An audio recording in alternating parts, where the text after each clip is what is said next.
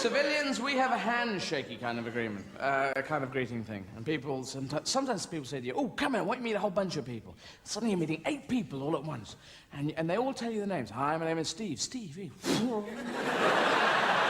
name is Jennifer. Bernard. At the end you go, good to meet you all. Did you have names? I didn't hear a thing. Oh, they're all over here, aren't they? And some people do those squeezy handshakes, like crusher handshakes. You know, the small dick, I've got a big handshake kind of. The compensation handshake. A firm handshake is great, but that crusher one where they start to rotate your knuckles, you know?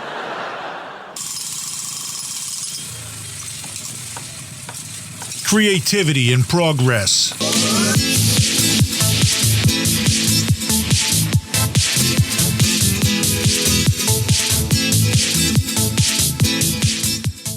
Hello, and welcome to Creativity in Progress, where we talk about creativity in a podcast. My name is Nathan Beatty, and here with me I have... Ethan Murphy, nice to meet his friend. Hey, Ethan, how you doing today? Oh, I'm sorry? How you doing today? Oh, no, I heard you. I'm just sorry. I'm just... Terrible joke. And that is how Nathan and I do comedy. I laughed. You laughed. You gave me pity laughs. But I am pretty good, my friend. How are you? I'm doing good. That's very, good. very, very excited because we have a guest. Ooh! And ironically enough, our guest has to do with my horrible jokes, my stand-up. Now, she is much, much, much better than I ever will be at anything in life. She is a dear friend of mine. I've known her 6 years. Yeah, 2013. 6 years. Nate and I were at the Bent Improv, as always. She was she actually was ahead of us by a couple of years there. So she's one of the senior veterans to us. She helped us get better at our skills with improv and everything else. Mm-hmm. She's a seasoned stand-up comedian in Charlottesville, seasoned performer in Charlottesville. Mm-hmm. She's a mother of 2 beautiful children. She is the one, the only, Heather Kilburn. Yay! Hi, everyone. Thank you for having me on your show. This is awesome. How's it going? I'm Heather, and I'm very happy to be here. I was smitten that Ethan asked me to be on the show, and hell yes. I'm excited. Well, he said to me, hey, Nate, would it be cool if I had my stand-up comedian friend Heather on the podcast? And I was like, hell yeah, because I love stand-up comedy. I absolutely love stand-up comedy. And so, yeah, it was really exciting. So we wanted to have you on. This is exciting. Yes. And I feel kind of like, I don't know, it's weird because I just started doing stand-up in January, and so it's still weird to call myself a stand-up comedian, even though I do it like pretty normally now. But yeah, so I'm still finding my footing. But yeah, I feel like I'm getting the groove. But you actually took classes before January, so you actually been in the circle of stand-up comedy for a while. I did, yes, and I tried it out in 2012, and then I got scared and stopped. And then my brain was like, do it, and then I was like, I will eventually, and then I finally started doing it again. 7 years later, but the thing is also, so it took us a while to get Heather on the show because we wanted to have her on. I think she was actually the first person that wanted to be actual guest on the show way back when in January. And it took us a while to get her on here, so we're actually really glad to have her on as our first official stand-up comedian. So thanks again for coming. Yay! I'm so excited. Thank you all for having me. This is great. Yeah, of course. Sure. So I have to ask, what, as I understand it, to be a stand-up comedian is kind of like there's this drive, like you to want to be that. Like, can you explain that a little bit? I know that's a very like ethereal question, but Well, yeah, definitely. So I've wanted to do comedy since I was little. Like I always knew I wanted to, and then it was just I was very shy as a kid, but I wanted to make people laugh. Like that was the thing that helped me connect to other people. It was my defense mechanism in life, and I just always felt like it was something that I should have been doing. And then so that's a giant part of it. And then I feel like I have a story that I want to tell, and I want to connect to people on a bigger level and let people know that they're not alone with, whatever they're going through, and try and lighten the load with humor and make it seem like it's okay for us to be able to talk about real things and make it funny at the same time. And so that's definitely my goal, is just to connect to others, and just even if you can make somebody laugh for even a moment, if they're having a hard time in their life and you give them that even small moment, like you're helping somebody, you're just as good as a doctor. Exactly. And you mentioned that you have a story to tell, and you obviously tell your story in your jokes and in your material. What would you say is your story that you have to tell? Just like the inner turmoil of being a mom and being a wife and just being a struggling human and just noticing like the irony of everyday life, driving through the suburbs and seeing the joke behind, like the neighborhood that says Sparrow Hill and realizing that all the sparrows died to make that suburb Sparrow Hill, and just looking at the world and realizing that like everything has humor in it and just sharing that with everyone else and like having all of us be like, oh my goodness, yes, that's true. And yeah, so that's like the driving force behind it for sure. Right on. What, who would you consider to be your like your favorite comedians, like the comedians you look up to, or the comedians you would I don't want to say be like, but the ones that inspire you, inspirational, yeah.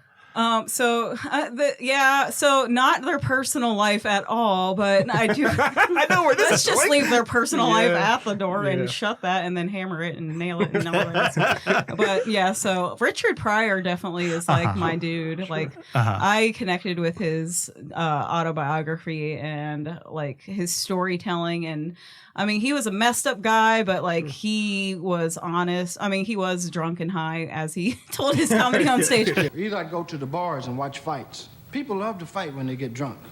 I used to watch them. Especially, they always want to fight Orwell. Orwell was a friend of mine that fought the police. I knew he was bad. Right, because the police will do anything to you, right? They move along, stop having so much fun.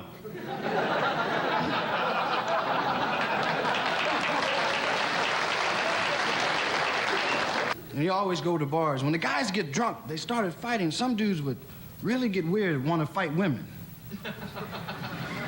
Right? They always want to fight the women, right? They go, say, man, what you mean we can't have another drink? Well, we done spent money all night, chump. Tell me, don't hold me, man. Give me a drink, baby. Get a beer for the house. One beer. Woo! What's wrong with you, ugly woman? Well, ain't nobody messing with you. Turn your face around. I'll knock you. Who are you, chump? I don't care if that's your mama. Wait a minute, baby. You done hit me. Say, man. No, don't hold me, man. Don't let me go. Don't nobody hit me, baby. Don't nobody hit me and get away with it. Well, do something, baby. But behind it all, he lived like a really hard life, and the way that he got through it until he died was just sharing it on stage and just being real about it and not hiding any of the nitty gritty details and making everybody laugh, not just like African American people, but like the collective whole. Right. They all got it, and he was a major driving force in the comedy world of America and around the world. And so like I'm super inspired by him. And then I read a Steve Martin autobiography and I was so bored. I was like, I don't relate to this at all. But yeah, so he was like one of my favorites, has always been. And I'm sorry, but I love Louis C.K. And whenever I wrote jokes, I would hear his voice like, let's leave his yucky stuff at the door. And not everyone's going to agree with me. A lot of people will abandon the comedian, but for me, like a lot of his stuff was real. A lot of it was hitting home as being a parent and, feeling unappreciated by your kids and like the hardships of marriage and all of that stuff. And just the way that he told the story, and it's joke after joke after joke in one story is just, to me, it was very amazing. And so, yeah, Louis C.K. was definitely a driving force. It's amazing you bring up those two in particular, Louis C.K. and Richard Pryor, because I've seen your performance, you stand up before, and there's definitely a lot of hallmarks to those kind. The storytelling is very akin to both of them.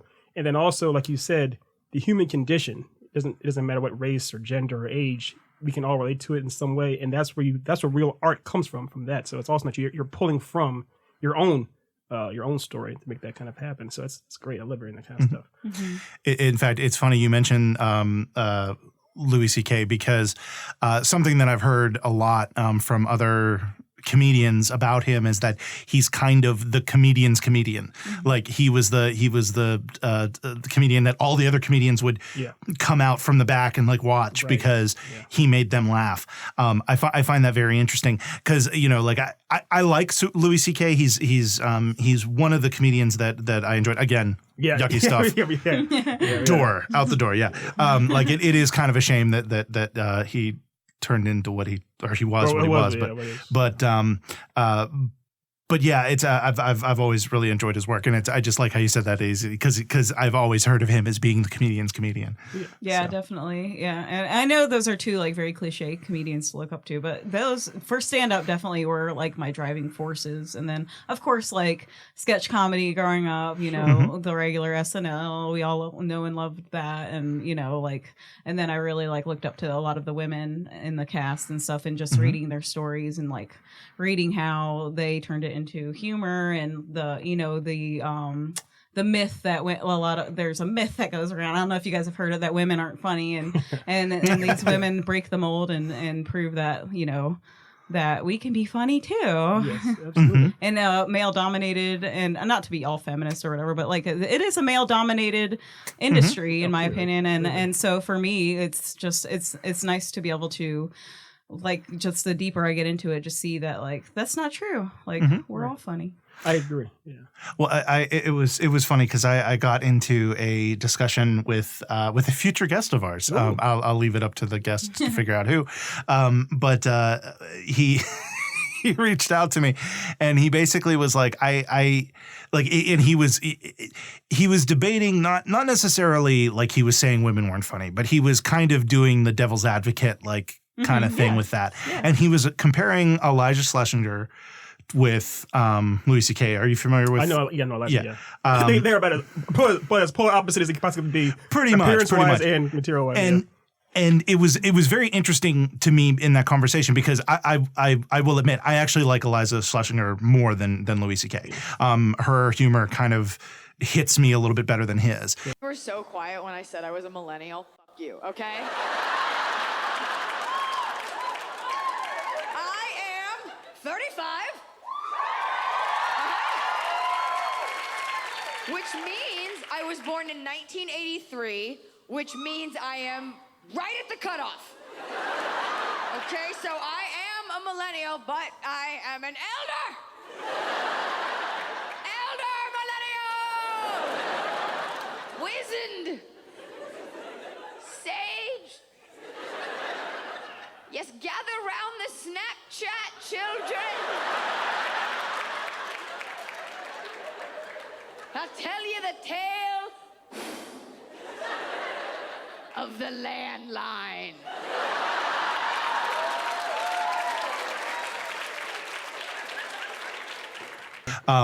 And this guy was the opposite, like, you know, and he was using that as his example of saying that, like, this is why I think women are, and I said, what? No, because, and then he even brought it up himself, which was the fact that his wife loved Elijah Schlesinger. Yeah. I can't say her name correctly, so I do apologize. It's a tough one. Yeah, Eliza S. Eliza S. Whereas he liked Louis C.K. And, you know, and I was like, it's your angle, where you're coming from. It's comedy is extremely subjective. Yes. You cannot be objective in comedy. Mm-hmm. And I think that's something that's very important for people to realize, and something that is kind of, you know, again, it's really hard to talk about comedy and not get political. Mm-hmm. But the fact that, like, you know, with, you know, PC culture and all that kind of thing, some of it I can totally see and understand, but some of it is like, right. You know, like, I realize that I'm just making noises and not points, but there are pointy noises. There are pointy noises. But Nate's pointy noises do make me think about, like, obviously you talked about how hard it is to get. I mean, it's obviously anyone can understand how it's got to be very hard to get on stage and say, by the way, I'm funny. So how do you go about, like, preparing your material, or your own personal material? How do you go about, like, actually finding jokes that you think are funny, and, you know, having the womanhood to stand up there on stage and say, I'm funny? I have to do my homework, so I pull from blogs of other experienced comedians. I read books and figure out different writing exercises to just, you know, like an everyday free form writing of my brain, figuring out like what subject can be turned into humor. Mm-hmm. And that's basically what I started to do. And then I would look at other comedians and look at how they structured a joke and like kind of like look at the same minute and a half of the joke and record like where the setup was, where the punchline was, where, you know, the act out was, and just see like how are they getting the laughs. And I kind of had to just like research it instead of winging it. And you know, like just watching other comedians definitely helps, like big time.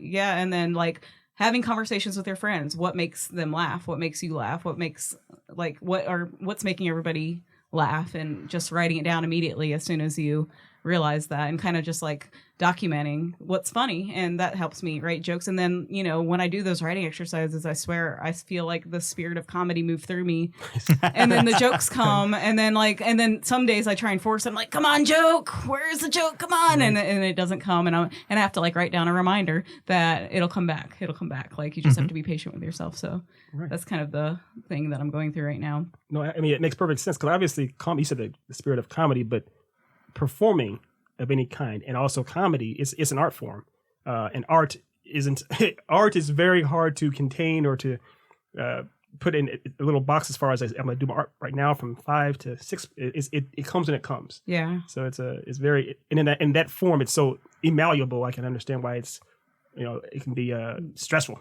Yeah, totally. And you can go through like a 2-week depression period where nothing comes, you know, like nothing comes up and you're like, I'm not funny. Why am I doing this? And then it comes back after your chemicals all balance back out. And, you know, after you see the sunshine and, you know, stuff like that. So. So I have a couple of questions. They're stacking up. So first, just kind of a throwaway, you know, probably, you know, this is more for comedians. This is probably like a question, but Marvelous Mrs. Maisel, what do you think of it? Have you seen it? Oh, yeah. So my friends were telling me I should watch the show because I'm a mom and Mrs. Maisel is a mom. And the setup of the show is basically Mrs. Maisel is this like uptown New York broad who's married and has 2 children and basically has her whole life taken care of. And then all of a sudden her husband says he's leaving her, and she's super funny naturally. And then she goes on stage one night after being upset that her husband left her, and she killed it at comedy, but she was very drunk. So the show's basically about her realizing she loves to do stand-up. And then, so basically that's what it's about. And so my friends told me I should have watched it, and I was like, no. It was like right when I first started doing comedy, and I was like, I don't want her to get in my head. Like, I heard that she like gets like good really fast, and I don't want to like steal her jokes. I don't want to. I didn't want to like have her, I guess her dialogue in my head and try and copy it too much. So I put it off for a few months, and then I started watching it like late March. And then I loved it. I thought it was a great show. I think it's solid. I think that it has heart. There's like a good balance of comedy and drama in it. And yeah, so that show, I like it. I mean, I'm looking forward to the 3rd season. Do you feel like, because obviously it's one of our Nate and I's favorite shows also. And we can relate as far as somewhat, not too much, but do you feel like it kind of captured the essence of trying to be, especially a budding stand-up comedian, regardless of gender or anything else background, but just trying to be a stand-up comedian? Yeah, like in the beginning when she was, you know, bombing, but trying the same material, but trying new things with it, like definitely. Yeah. I think that her, like as a mother, her kind of having like a maid watch her kids a lot, and or her mother watching her children a lot, and her getting to go out more often is kind of unrealistic if you're watching it as a mom, mom-median. Right, yeah. Because I mean, mom-median. I love that. And I get I'm like, it's not fair. She gets to go out after her kids go to bed every night and try her stand-up, and it's hard for me because I only get to do it twice a week because of my limited time to be able to leave my home. And so like in that aspect, but she also lives in a different time, and she lives in the city. But yeah, I can see the struggle is real even with her, and just having her family rejected. I've gone through that too. Of course. You know, I totally relate to like her dad, you know, being like, how is that funny? I don't understand how that can be funny. And just nitpicking apart her jokes. My father, he's not going to listen to this. He definitely does the same thing. Yeah. So, I mean, totally like, it's not going to be exact relations, but I totally relate to a lot of the stuff going on. Sure. Yeah. I have a question, but if you have one, I'll let you answer. No, you go ahead. I've got another, but it's take it away. Well, mine just based off what you just said just then. Have you ever bombed before or thought a joke would crush and it kind of Oh, fizzles yeah. out.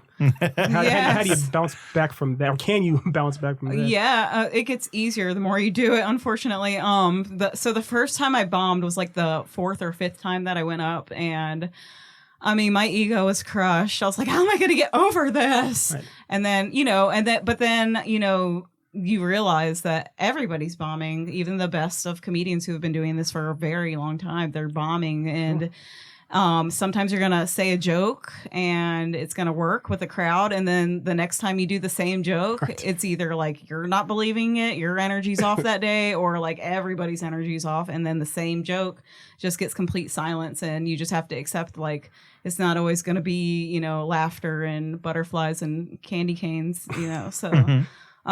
So it's hard, and it can be like self-torturous, but I just truly believe in the method of just keep going, and don't give up. Like, if this is what you believe in, if your heart is in the right place, just keep going regardless of the bombs, because they're going to come. Yeah.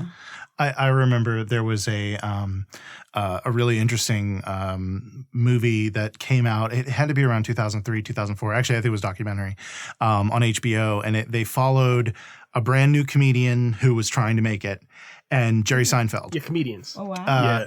Comedians. Yeah. And it was following Jerry Seinfeld as he essentially had decided, I'm going to get back into stand-up comedy, but I'm not going to use any of my old material. I'm starting from scratch. So it was following an established comedian trying to do it and a brand new comedian. It's very interesting. And if you haven't seen it, I highly recommend you check it out.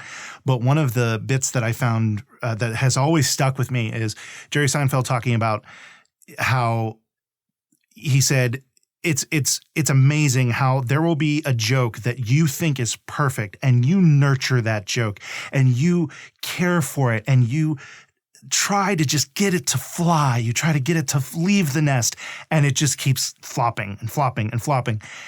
But then you'll have another joke that you think is crap, and you throw it out and it kills. Right. He said, Yeah. I'll never understand it. He said, but always trust it. He said, if this joke that like you think is great and it just keeps dying, there does have to be a day where you have to just let it go. But with other things, like even if it's a throwaway joke that you're not interested, like that you don't think is funny, but it's killing, you might want to keep it in your act because it's doing Definitely. well, Right. Yeah. I'm sorry. No. I just wanted to say something based on what you said. So yeah, I've had these like throwaway jokes that I just say that are just easy jokes, and like the audience is like, ah, and I'm like, really? That one? Are you sure? Okay, I'll do it next time. All right, this is going to keep happening. But my brilliant joke about the Sparrow Hill subdivision, no one's getting it. What's a sparrow? But that was one of not to diverge too much. Remember Johnny Carson? I know you saw him before too. He used to live for the moments where he'd be up there doing his monologue and they would bomb, and he would like pull the mic down. He'd be like, hello, testing. Yeah, he would play. Yeah. Well, Brooke Shields is going to college. Did you read that? Brooke Shields is going to be one of 1,100 freshmen at Princeton University. She will graduate, I guess, in 1987. And I understand she's going to study high tech, so she'll always be able to get a job.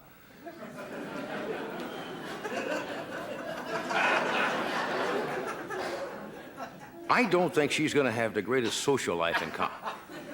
Look, nothing, don't, wait a minute, Freddie, come here. Wait a minute, come on. Come here. Come on, just because it goes into the dumper, you don't go. You see that? Turns it back on me. It's for your own good. Come back. He disavowed himself from the show right off. Wait a minute. One joke, he headed for the chair. Anyway, what I started to say was, no, I think she's going to have a rotten social life. Dating Brooke Shields in college has got to be difficult. It's not going to be easy to get Brooke Shields and her mother in the backseat of a Volkswagen.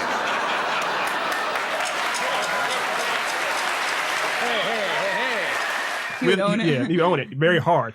Yeah. So that kind of became part of his material. And I remember in that documentary, Comedians, there's a part where Jerry Seinfeld, because he's tossed all of his old material, and he's on stage at a small venue, about the same size as the venue that you live for your open mics, and he completely forgets his joke. And he's like up there, he's like for a while. Yeah, and he's like going through his notes. I can't with the joke. He's like, it's painful. It's very painful. It's like, this is Jerry Seinfeld, more or less still around his his peak, and he's up there just like, he has no idea what he's doing. Like, seeing him dumbfounded. He's like, it's so hard to get comfortable.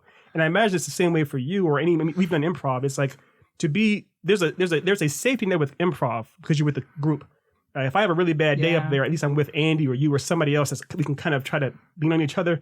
When you're up there, if you have a bad day, if you tell a bad joke at the beginning of your 7-minute set, you have 6.5 more minutes left to go, and you're like, "Oh, I'm screwed," because it's a very different thing. I can't imagine what the kind of pressure is like. Oh yeah, definitely. Yeah, it's like that first joke doesn't work, and then and then you define yourself on that. Yeah. And I'm sure with experience that may change, but I highly doubt it. But so what happened with the two comedians, the one that was just starting out, and then Jerry Seinfeld? Did they both struggle or? Essentially, yeah, they both struggled. Now it ended kind of on a meh note for the just starting out guy because it just kind of was like he was just working and it was continuing to do it. And Jerry Seinfeld ended with an HBO special, and it was which obviously it was going to because of course Jerry freaking Seinfeld. And this was like literally right after Seinfeld had ended. So they were filming it like right after it was over, and he was just like, all right, I'm going to do comedy again. But it still could be inspirational, obviously, for someone like you because that guy was pretty much nobody, and then he managed to get a couple of big breaks and managed to get performing at a bigger venue. And the problem was he had a bit of a chip on his shoulder, which oftentimes happens. But he was getting venues during the day, broad daylight, and he was complaining about it. He's complaining about it on stage, and he was losing focus as opposed to just having fun. So it's kind of a cautionary tale in some regards too. Yeah. Definitely. Well, there's another thing, and it was a.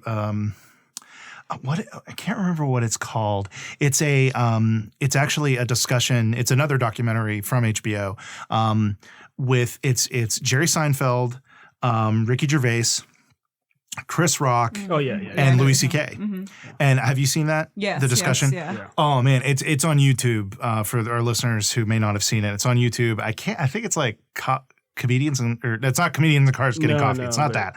That's good too. I enjoy that. But it's a fascinating because I think what's really fascinating about it is how all of them came to comedy in like slightly different ways, and how like Ricky Gervais, he basically was like, I did The Office, and everybody was calling me a comedian, and I felt like I was kind of cheating. So I decided I'm going to go do a comedy tour now because if I'm going to be called a comedian, I'm going to do that. Right. And I found that really interesting how he did that. And then one of the things that it admittedly made me not like Jerry Seinfeld very much as a person because there was this bit between him and Chris Rock where he's talking about how like Chris Rock is like, I am so grateful that these people paid to come see you. Isn't that pressure? And Jerry Seinfeld's like, no, they should feel honored that I'm even going to come out and talk to them. And I'm not exaggerating by much in my thing. Yes. I'm like, oh my God. So, but it's very, very interesting. Listeners, check it out. The power has gotten to him. Yeah. Daenerys Jr. And my friends, Heather Gilbert. But I guess we'd be remiss if we didn't ask this. Do you have a favorite joke or kind of a go-to joke? I have one that I think is highly relatable, and it's about, and I'm not going to perform the joke, but I will explain it in a human like even funnier. That's funny, the explanation of a joke. So it's talking about so when people date, they will tend to eat like a lot of food on their dates, and I'm like, what if you're confusing the endorphin rush from that food you're eating with the non-existent chemistry of the person that you're dating? Right. And what if you're choosing the wrong person, and what if you just take food off of the table for the first 6 months of dating? And then, wow. And then I go into a thing about how humbling Great Depression dating would be. Like you don't realize how meant to be you are unless you are suffering from famine and oh my God. Stuff like that. The explanation is just as funny. I mean, that's awesome. That's awesome. It's that's so great. True. I love it. So I do have to ask, have you had to deal with any kind of heckling or anything like that? Have you run into that yet? No. Back in 2012, when I started to try stand up, there was this drunk lady, and she laughed, not with me, but at me the whole time. She was just laughing and I couldn't drown out her laughter because she was like right there in front of me. Oh. And I remember feeling like so small after that was over. And that's probably one of the reasons why I stopped for a little bit. But this time, no, not yet. Oh, okay. Well, that's good. I hope. Hopefully. knock on wood, Nate. Knock on Yeah, something. knock on wood. There you go. Knock on synthetic material. There you go. Knock on plaster. Yeah. Gonna be a very wordy white chick. Unless she comes back, that old lady comes back. I remember you. It's me. Remember the drunk one? Yeah. I like how you made her vaguely Eastern European. Very, very vague. About my racism is all over the place. Oh, geez. Man, I had a question. I lost it. Was it about Blanche or Rose? About Golden Girls. Who's your favorite Golden Girl? Oh, definitely Blanche. Okay, awesome. Yes, I can. But that's honestly see because that. she's my mother in Southern. Oh, film. that's right. Yes. I forgot She's she my is. mother. You do have her eyes. Yeah, you have her eyes. Yeah. So, rest Awesome. in peace. Yes. She's dead, right? Yeah. Rue McClanahan has passed. Oh, I'm sorry, Nate. Yeah, well, that was years ago. Years ago. Still trying to make it through. It's an ongoing thing with us. It really is. It really is. So, is there a particular comedy special that you enjoy, like absolutely love? And I think this is a question that should go around the table. So I can't think of a particular comedy special, but I can think of one that sticks out in my head, and I'm sure you both have watched it. The Hannah Gadsby special. Oh to my me, God. had very mixed reviews, but I thought that it was good. the message was Yeah, it was good in a way because like she was using humor as a transition to Yes. bear her pain rawly and angrily on stage, and I don't feel comfortable in a small town. I get a bit tense, mainly because I'm in this situation. And in a small town, that's all right from a distance. People are like, oh, good bloke. I love being mistaken for a man. I wouldn't want to be a straight white man, not if you paid me, although the pay would be substantially better. I do think I have to quit comedy, though. And it's probably not the forum to make such an announcement, is it? I've built a career out of self-deprecating humour, and I simply will not do that anymore, not to myself or anybody who identifies with me. Do you understand what self-deprecation means? It's not humility, it's humiliation. I want my story heard because what I would have done to have heard a story like mine.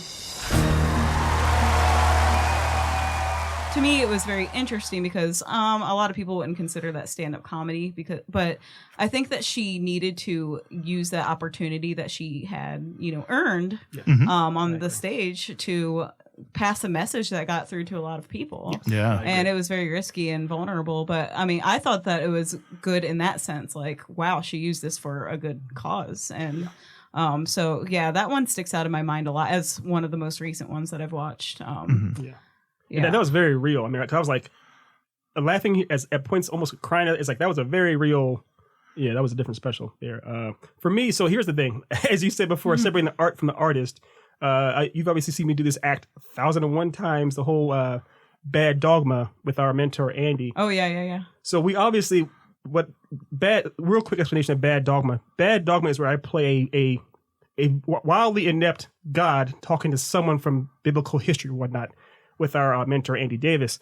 The thing about it is that it came up out of nowhere on stage because we got a prompt talk about the second flood or what have you, and both of us without even batting an eye just went into position as far as like if I was God talking to Noah, and we both obviously realized that came from Bill Cosby's himself. Mm-hmm. Now, obviously, Bill Cosby is one of the most taboo names to say right now. The guy is going to rot in prison until he's dead, hopefully. But the idea is that that one, it's so ingrained into my DNA that I can't sometimes separate my brain from it. It's just, it is what it is. So. Do you know what? I actually suggested that. I was like, can you guys do a thing on stage where it's God talking to someone from the Bible? I remember that, like at the old Bent Theater place that we had by the train tracks near the bridge. Yeah. I remember that very clearly. Yes. Yeah. And then it became this magical act between you and me. I think it's magical. we have too much fun with it. We have too much fun. But that's what it was. Because yeah, it was a prompt. I can't remember who said it now. Yes, it was you. But it's nobody remembers. That's why it's improv. It's improv. But it's one of those things, like you said, both you guys were saying those things that happen to you that affect your life in some way or another, like with Hannah's special or even with Bill's specials. It's those things that you, for whatever reason, they hit you at the right time and they shape and they shape you in some way, and you kind of can't separate yourself from them, regardless of the horrors that the person may have committed. It's still part of you. So, all right. Yeah. How about you? Well, for me, like just to piggyback off that a little bit, poor choice of words. Cosby himself. I played that cassette tape until it was just like I remember I used to listen to tapes before I would go to bed, and for some stupid reason as a child, because I was not a bright one, I would play that thinking, like, oh, okay, I would play this and fall asleep to it. And then I would just giggle until like midnight. And then the next morning I'd be like, do I have to go to school? But I absolutely love that one. But I actually saw him in person twice. And I used to be like, I saw Bill Cosby twice. And now I'm like, yeah. Take a shower. Yeah, exactly. With permanent soap. It's like, but I'm actually going to cheat and do two. There's one of all, my all-time favorite, will probably never be topped, is Eddie Izzard, Dressed to Kill. Yes. So this is all true. And so we had empires. In Europe, we had empires. Everyone had France and Spain and Britain and Turkey, the Ottoman Empire, full of furniture for some reason. And the Austro-Hungarian Empire, famous for f*** all. Yes, all they did was slowly collapse like a flan in a cupboard. And the German Empire, very organized, always build an empire, eins, zwei, build an empire, very Prussian. And then they'd celebrate with the World War, and then lose the whole fucking empire by the end of the war. In the 30s, Hitler, Czechoslovakia, Poland, France, Second World War, Russian front, not a good idea. Hitler never played Risk when he was a kid. Because, playing Risk, you could never hold on to Asia. That Asian, Eastern European area, you could never hold it, could you? 7 extra men at the beginning of every go, but you couldn't hold it. Australasia, that was the one, Australasia. All the purples. Get everyone on Papua New Guinea and just build up and build up. Oh yeah, you do it, Eddie Izzard. Oh my God, yeah. Eddie Izzard, I love Eddie and Just Izzard. to Kill, he was in drag in that though. Right? Yeah. Most of his are in drag. The only one that I'm aware of, and I'm sure people will correct me if I'm wrong. I think it was the special I'm trying to think of here is Eddie Izzard Stripped. Oh man, I can't remember the name of the tour. It was back in 2009 that he did a tour in 2009, and that was right when The Riches was just getting off the ground and everything. And I have a feeling like his handlers were like, "Hey, maybe diet down on the drag thing," because he didn't do drag in that one, which was a little disappointing. Though he did have fabulous makeup. Of course. But yeah, his humor is humor that really kind of colors the way I think. I absolutely love it. And Dressed to Kill was the first one I ever saw. He actually came to Charlottesville. Yeah, you saw him. Yeah, I saw him live in Charlottesville, and that was amazing. Like that was awesome. And I've seen him like 4 or 5 times with my wife and my dad and such.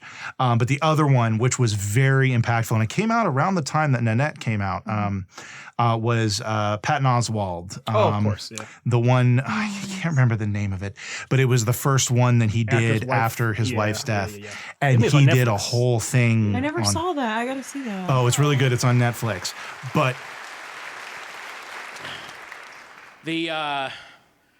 just over a year ago, I became a widower, and I'm moving along as best I can. It is, I can get up and I can do my job. I can be a dad, but it's not, it's still, the wound is there. It is healing. It's not shut yet.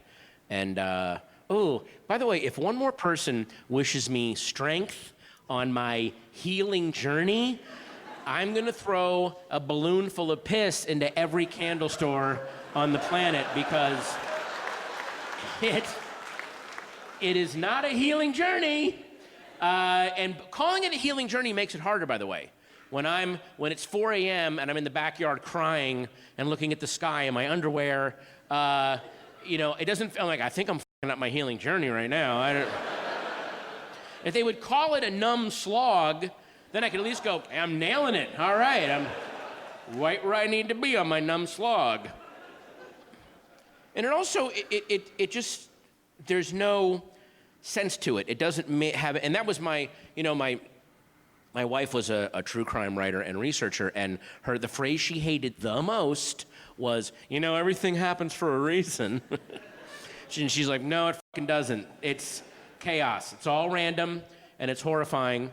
And if you want to try to reduce the horror and reduce the chaos, be kind. That's all you can do. It's chaos, be kind. She would just say that, it's chaos, be kind. Now,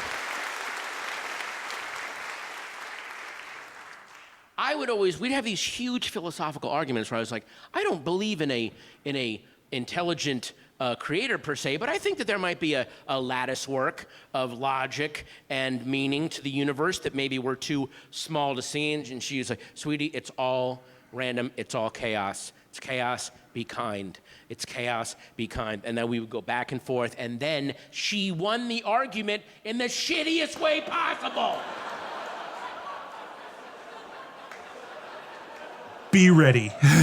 Be ready, because about midway through, pretty wrong. He drops, he gets into that bit because like he does a little crowd work, and then he's like, I'm delaying because I don't want to get into I don't like getting into the next part, and he actually does, and it sounds weird me saying it, but he does a comedic bit about the death of his wife, but he handles it so deftly. Like, you're laughing and crying in the same minute. Yes. It is unbelievable, and I really enjoyed that. That's I need to see that, because I've been trying to figure out, like, I want to like talk about a lot of the pain that I've gone through as a human being, but maybe not specify it so much. I don't know yet, and I want to figure out how to turn like a lot of the pain into jokes, and like a lot of it's hard to face, but I think that if I see other people do it and see how they took something and turned it into something that can make people laugh and maybe cry too, like I think that would be something great to watch. Right, turning tragedy into comedy. Yeah. And also, I guess, like you said before, pulling from your own personal experiences in some way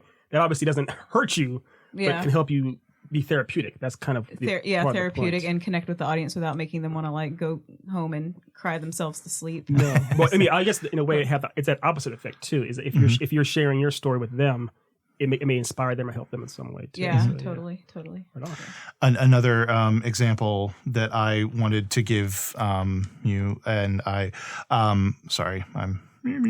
another example that I wanted to give for that is for the crying and laughing thing. Have you seen the Billy Crystal bit on Netflix? Nope. He did a live Broadway show. It was a one-man show it was a couple of years, I think. And it was absolutely amazing. It was fairly recent. And essentially what he does is it's autobiographical. He just goes through his life. Oh, I did see part of that, actually. Yeah. Well, I haven't seen this one. at about and it's hilarious. And then the midway point happens, and he talks about the death of his father. And it completely takes a left turn. And again, it's a little bit more like he's a little bit more swingy, where you go through like a couple of like he's not as like with Patton Oswalt, like literally it's joke and then something that makes you cry, joke, something that makes you cry, like right after the other. Where with Billy Crystal, he handles it more almost like a movie would handle it, where there's something sad and then comic relief, and then something sad again for a couple of minutes, and then some more comic relief, and which is interesting, but it's another interesting thing. So I just wanted to suggest that. Yes, I'm going to write that down as soon as I leave here. Just it's giving me like creative juices flowing through my head, like as you talk about it. So that's awesome. Thank you. But I think you have a leg up on, no offense to other comedians, but I think what it is too, dealing with art, and this is something Dane and I talked about before, is having a story or having a message or having experiences to express your art. I think it helps it in a lot of ways, and we've all seen very hollow movies, or we've all heard very hollow comedians try to get up there and talk about their perfect vanilla life, and it's like, what are we listening to? Having some actual meat on the bones of your past is what can really help you become an amazing artist. Now, I've actually seen you before perform, and you can tell you have a lot going on, which actually, even as far as doing improv, a lot of your characters are very much like there's a hilarious darkness in there, but there's a lot of stuff going on which actually you're pulling from. So it's definitely keep doing what you're doing, because it's only going to serve you more. Well, thank you, Ethan. And I miss doing improv with you. I've not done it in months with you. Yes, months. I do lift now so much that I perform lift. That's what I do instead of I thought you meant lifting weights, but then I realized you meant L-Y. I've had so many people I That must be really important. I need to start spelling the word out every time they say it out loud. Yeah, I have there have been many times where it's like I do lift and people are like, "Oh, really? How much can you bench?" And I'm like, nothing. It's been a while. They're like, "Oh, Nate, okay, yeah." They grab his arms and everything. So you do lift also. You lift Squishy. and you lift. You both yes. lift. Yeah, well, he lifts both. Like as you can see, like look at the man. I lift words. But yeah, we both do lift, and that actually is a pretty ripe comedic That place. really so is. if you ever want an interesting Yes. experience for comedy, Get lift material. for a little bit, and Yeah, you'll get some too more much. stuff. Well, I just bought a Yeah. car that's a hybrid, but it is not good on gas mileage because it's an SUV. So I don't know if I'm going to go down that route. Right. The one you just saw that one up there. Yeah. Yeah, it's nice. Okay. Yeah, it's nice. Well, actually, you can do. This is the interesting part of the podcast for the thing, but you can do Lift XL probably with that, which means you get double the fees. But then the air conditioning doesn't work that well, so I'll be like, "Sorry, guys, it may or may not work," and then I have to hit it. Yeah, that's it. It's one of those things where you literally have to hit it to get it to work. So. Right. Yeah. Like a woman. Am I right, guys? See what I have to go through. The Part thing of the about back sweat. The best part is that it's 100 degrees. So if the rides will be really, really fast, like, hey guys, I can get you there now. That way the wind will blow us to save us all alive. Yes, I'm really good at speeding. I have not had a speeding ticket. I'm really good at speeding. Like, It's like a cop listening. Not until next week. There she is. Get her. oh, that's awesome. So, so where do you do your comedy? Have you done much touring? Have you know? Well, I just started in January, so mostly right now I'm doing a lot of the open mics, and I'm just trying to like earn my place in the stand-up comedy world. I'm not trying to, rush a showcase or anything like that. I've performed. Yeah, like a lot of open mics in Charlottesville, as many as I can get to. Like that's what I'm trying to do. I'm thinking about taking a little tiny break. Sorry, Andy, if you're listening, a little tiny break from improv to just fit in more stand up during the week. And then I've performed like an actual show twice, both times at the Guerrilla Theater, which is where we do improv rehearsal. I did a 7-minute bit about a month and a half ago, maybe early April. And then I hosted a show actually called Mama Needs a Break. And just collected, like I read that like instead of trying to get on a bunch of showcases when you're new, you should actually host a show and produce it and connect to like other more experienced comedians that way, and just kind of like get them rounded up and show them like you can host a show, you can do your own stand-up, you can and just try to get connections in that way, and then the showcases will follow. So I'm just trying to be patient with the process. It sounds like you're definitely doing it the right. I mean, everything you said is 100% spot on as far as also doing open mics. All the comedians pretty much, you got to start paying your dues by doing open mics everywhere you can. And like you said, trying to be a host, we can work your material in between sets. So all that sounds really good then. Yeah. Or I just suck and no one's invited me on a showcase, but I try not to tell myself that. No. Yeah, no, positive reinforcement. Only positivity. Well, it's hard, one of the funniest, and this is probably going to be fairly controversial for me saying this bit, but it's Bobcat Goldthwait. I cannot say names tonight. Yeah, Goldthwait, right? Goldthwait. Yeah. Well, it ends up he was a extremely close friend with Robin Williams, and he was talking about how, and I know I'm going to take this to a really dark place, but he was talking about how comedians tend to be people who are very dark in the way they think. And he said that, the topic of suicide is actually very common within that.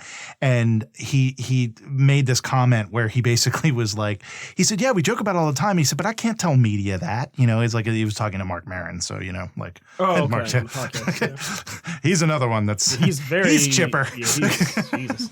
Yeah. And he talks about how like how Robin would do this like a hilarious, fantastic bit for people, and then they'd get behind stage and he would go up to Bobcat and go, okay, so Bobcat, how would you do it? And I just remember that sticking with me, right. About that, and because I've known some comedians in my life, and they all look kind of like that, I'm not saying that all comedians are suicidal. No, they should be. They should be. I mean, they all die on stage now. Yeah. But yeah, I just found that really interesting. Because I've always, and I've told this, we talked about this last week. There's always been that little thing in the back of my head that maybe you want to do it. Maybe you want to get on stage. But then there's the I thought you were part. talking about suicide. I'm sorry. Oh no, God! No. Please, God! No. Let's Being a rewind comedian, that being a one. comedian. No, yeah. I refuse to do this podcast without you. Yeah, well, you. I don't know if you know how to work all the equipment. The answer's no. The weather's really nice right now. But being a comedian, and it always gets overpowered by this. Like, yeah, absolutely don't want to deal with the negative of it, because I have had the good. Like, I have had I've done bits and stuff, not necessarily stand-up comedian bits, but I have been on stage by myself making an entire audience laugh, and that is one of the most amazing feelings in the world. Natural high. Yes. And it is just unbelievable. Like I haven't done many drugs, but none of them come close. Yeah. And but on the flip side, yes, let's talk about that. when you're trying to be funny and there's crickets, that is, to me personally, it's one of the worst feelings I've ever experienced, and I never want to go there again. And but from what I heard of a lot of comedians is when they will experience that and they feel the same way about that, but yet the next morning they go, but I got to do it again.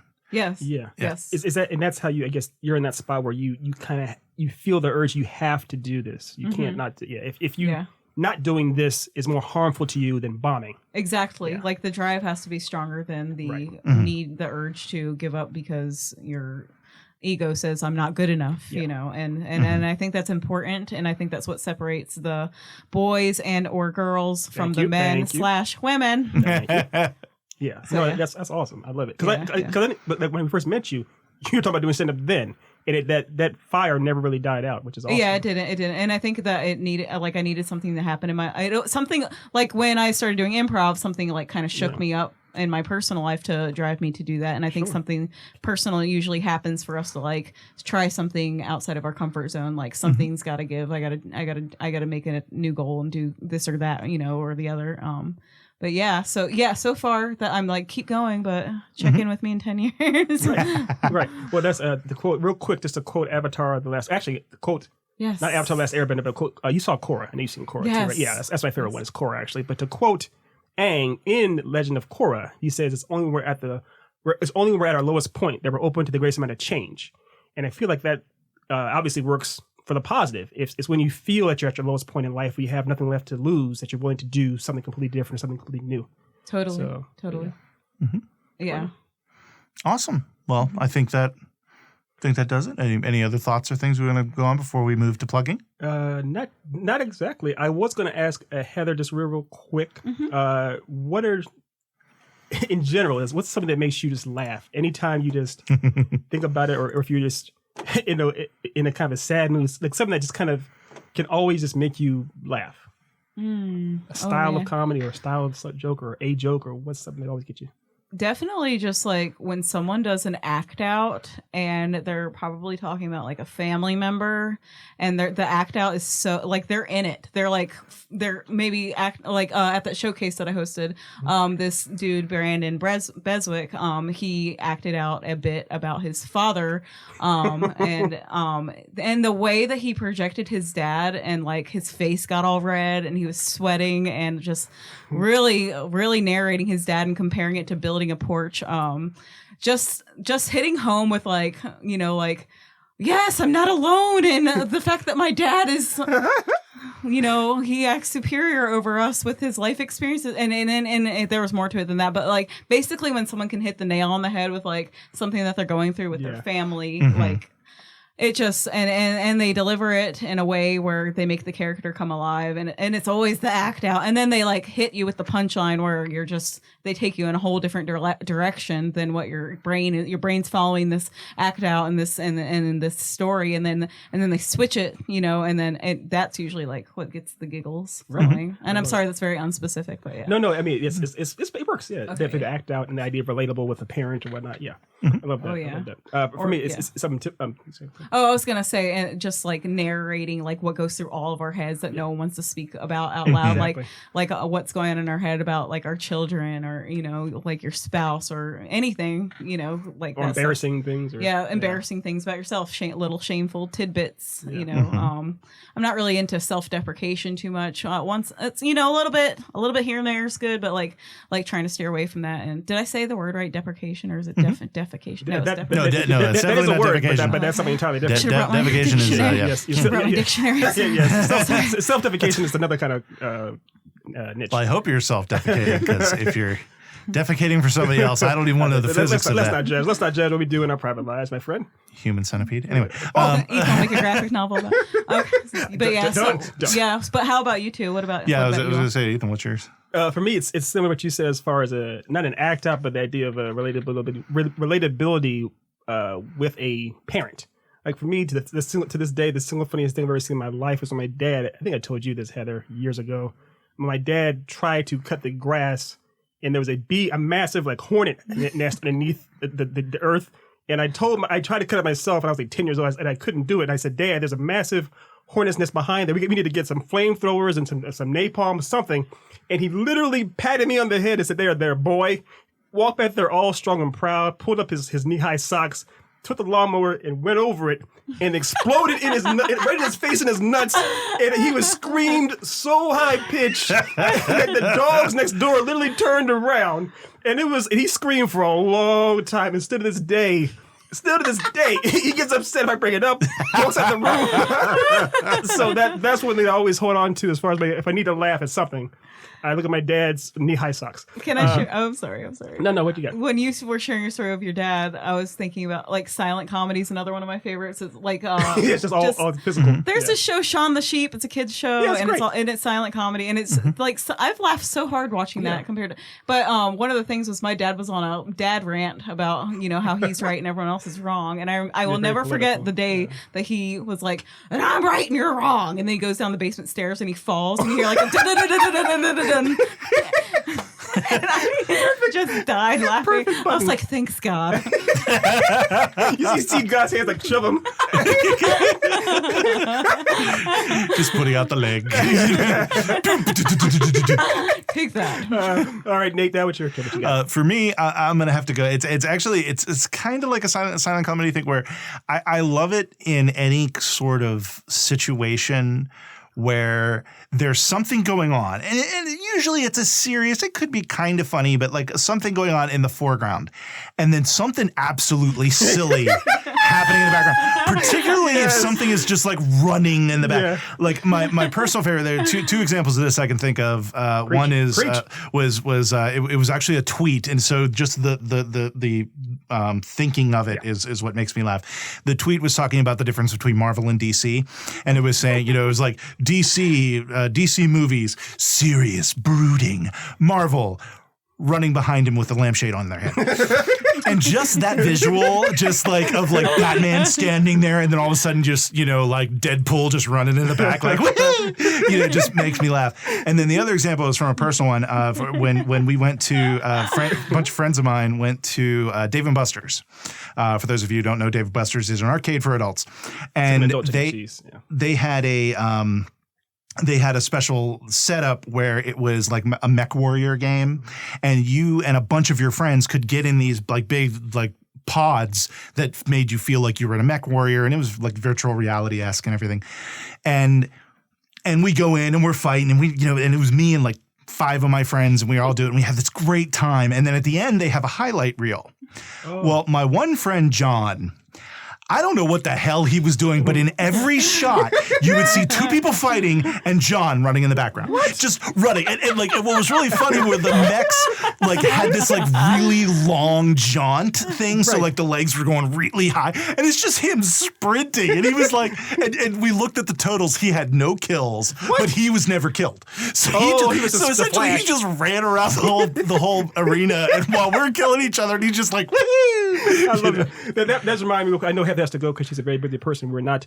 But real quick, there was what you just said reminded me of in the background of a DC movie in The Dark Knight Rises. I know you've seen it. I'm not sure if you've seen that one before, but there's a very famous part where this extra couldn't find his sparring partner in a scene where there's a big, huge, massive fight.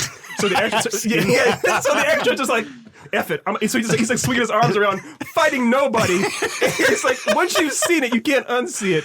So anytime there's something in the background that's kind of just weird, that shouldn't be, like the same thing with the stormtrooper banging his head against the sliding door, or or when he's what's that movie where there's a person where a guy falls in the background and that kind of stuff. I know what you mean. It makes me laugh so hard. It's like first of all, that person's trying to play it off, trying to play it cool, like it didn't happen. Second of all, it's permanently captured on film. You're done. Yeah. So that makes me laugh. What's funny is what's going through his mind where he's like, "Where's my sweater? Okay, well, I guess I'll just do calisthenics. They won't use this take." Exactly. Chris Nolan's always perfect. What? They're using that? I got the day's pay. Okay, can you imagine like when he actually saw the film and saw that take? He was like, "They used that take." Like, it's a question of like, do you think he was happy or mortified? It was one of the two. Yeah, that's a good point. It's one of those deep questions. If a tree falls in the forest, does it eat pork? Yeah. Anyway, well, okay. Well, I think that buttons up our comedy. I think it does. We've put a little bow on it. So Heather, is there anything? Oh, well, actually, before I get there, sorry. Amazon Prime. Today is brought to you by Amazon Prime, where you can get stuff shipped to you. You can go and watch really fantastic stuff. Like last week's guest, Darkstone Entertainment. Their stuff is on there, so go and check that out. Also, check out Marvelous Mrs. Maisel. We chatted about that today. I am one episode away from finishing the entire series. I'll spoil it all for you. Don't worry. Oh, I'm so glad I assumed that you saw the whole series. I'm so glad I didn't spoil it. Yeah, it was just the last episode. I have an idea where it's going to go, but I'm going to be interested to see. I haven't seen the last episode yet, but it was a very good show. So yeah, check that out. Get stuff shipped to you for free, so check that out. Okay. Hi, Nathan, diving in here again. We have a special sponsor this week and probably ongoing. It is an Etsy store, and it is called Beth Sews Love. It is BETHSEWSLOVE.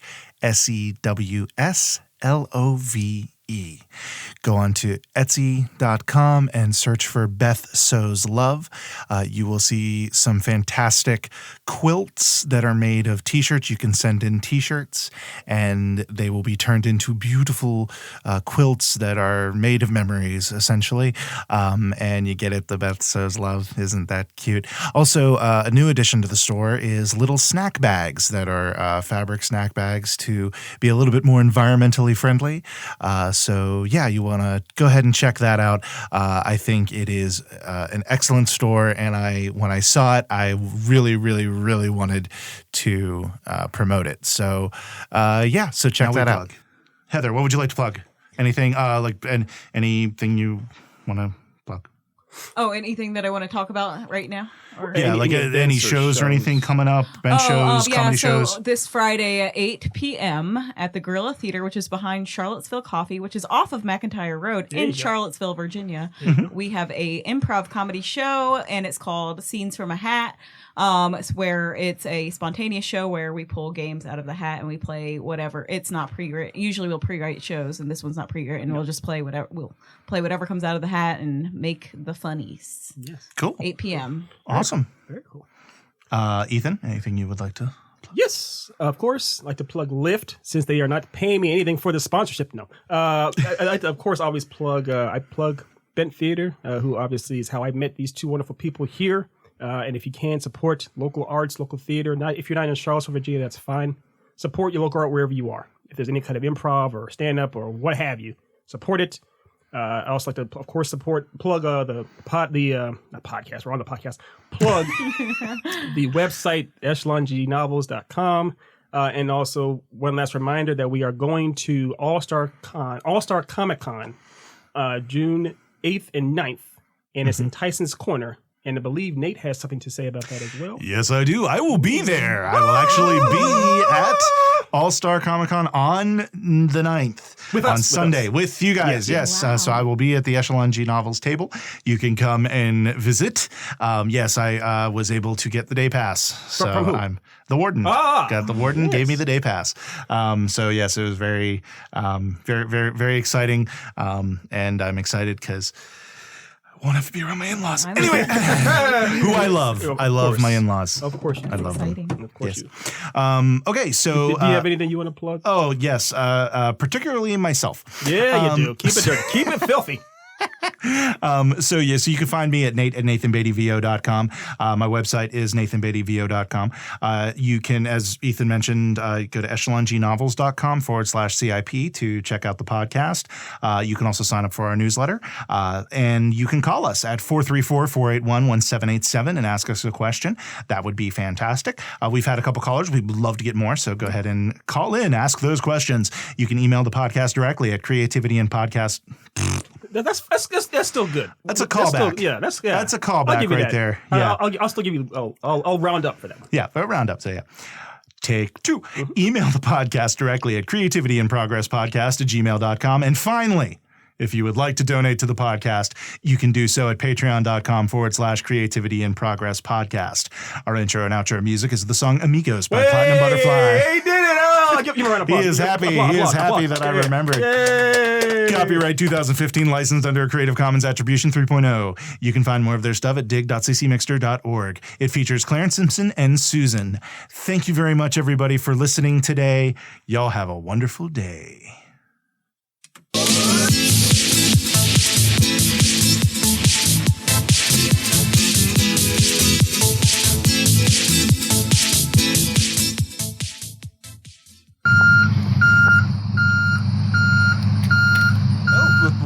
We have a caller. We have a Ethan, we have a caller. Yes.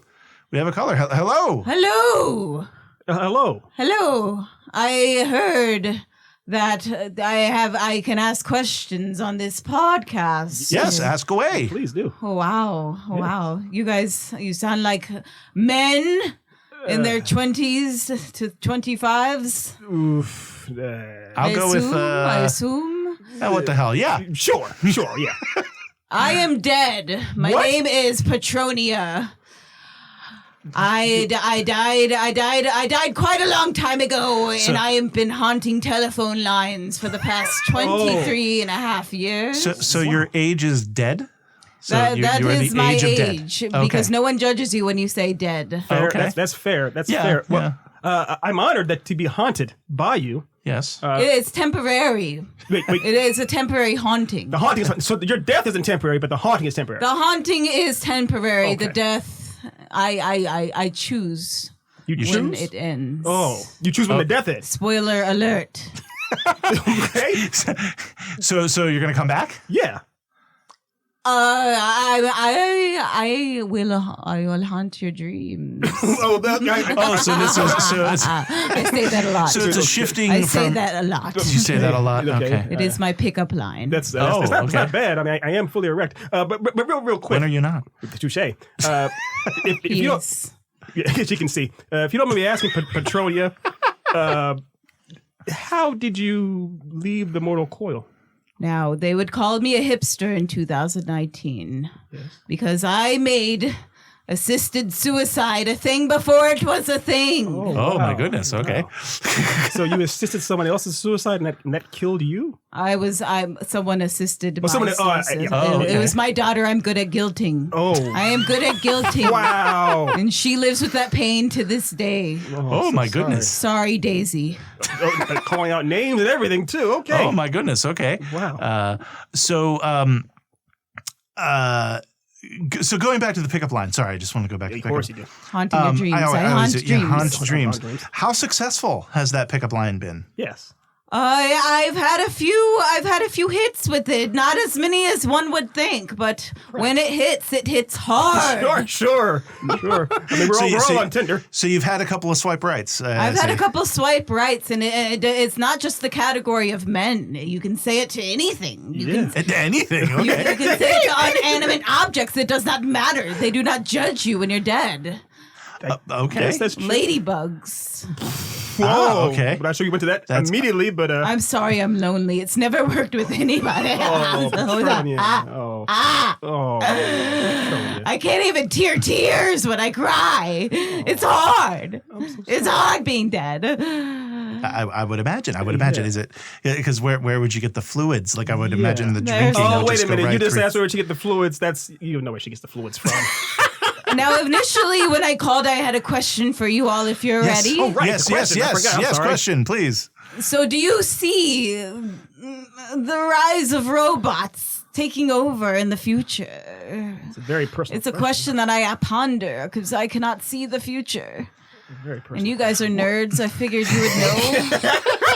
I think that's a very fair assessment. Well, by looking at the definitive piece of art that is, I think, definitely will happen. Horizon Zero Dawn, yes, they will. They will just consume the earth. Yeah. I'm going with yes. And I will say, whatever gets you into my dreams faster is the answer. That's my seductive laugh. I can tell. So it does work. It does work. As I swipe right.